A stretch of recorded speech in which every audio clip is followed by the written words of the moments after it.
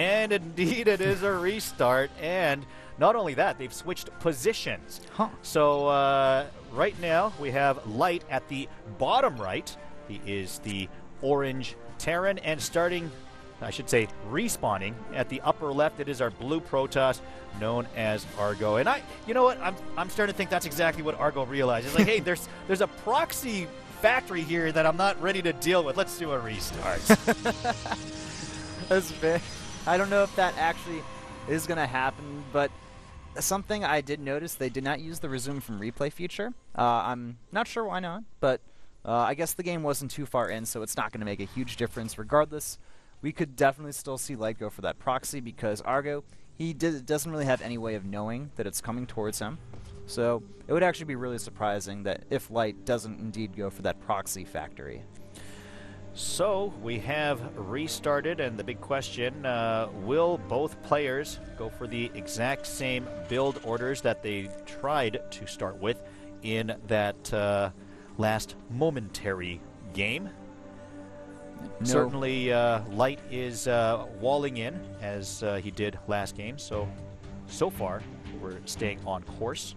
Yep, Light is going for that standard early gas timing that we're seeing so much from Terran nowadays against Protoss. In Wings of Liberty, we got to a point where Terrans would almost always gasless expand. Sometimes they would simply put down the CC first.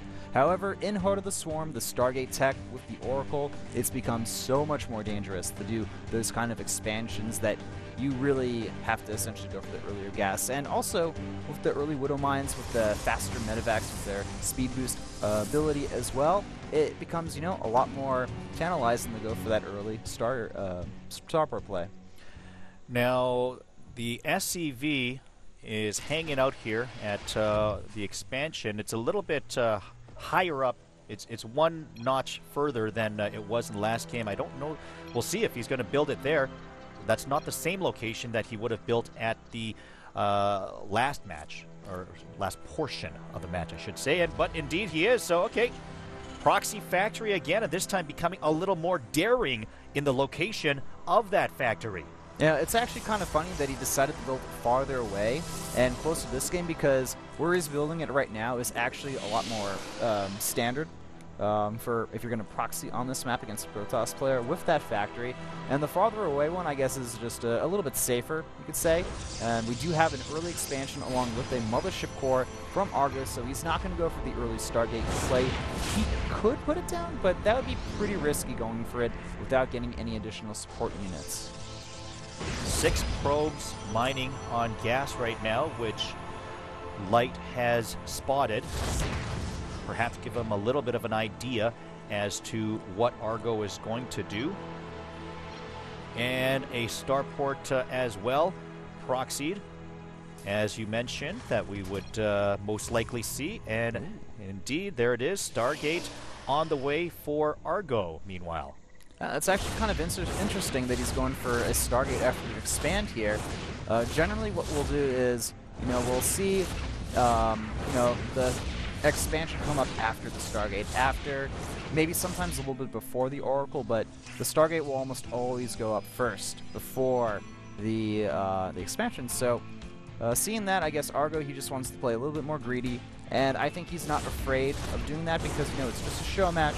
If he loses, the pressure isn't there for him to get that win. Yeah, and certainly that's going to be one of the fun things about these show matches is that it doesn't really matter if you lose, so you can see some of these cooler build orders that, you know, you do for fun and practice that we might see here today. A couple of Widow Mines have come out, and we've got the medevac on the way, some marine pressure coming as well, so certainly Light taking the aggressive at this point, while Argo, let's see what he does with this Oracle. Oh, the Oracle finishing right at the same time that this harassment comes from Light here, and Argo is going to have to deal with this perfectly. The Widow Mines are going to be dropping here, trying to do some damage. That Oracle, is it going to try to attack Light, or is it going to come home and use that detection for defense?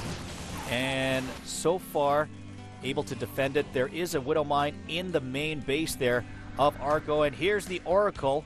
Let's see how much he can get done in terms of harassment with that pulsar beam. There is absolutely no defenses in Light's main base. He is going to take so much damage from this Oracle. Jaehoon is lapping right now at his opponent Light, but that Widow Mine is still in Argo's main base, and he's forced to make a second Oracle and use its detection.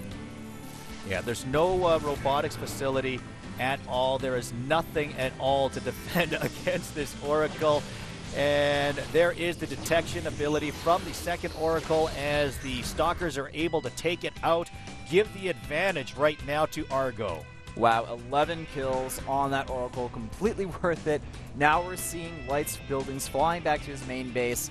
The problem with Light right now is he doesn't have a lot of units and he doesn't have any upgrades. So he kind of has the tech there. He can get the medevacs out if he wants. He does have the Widow Mines for defense.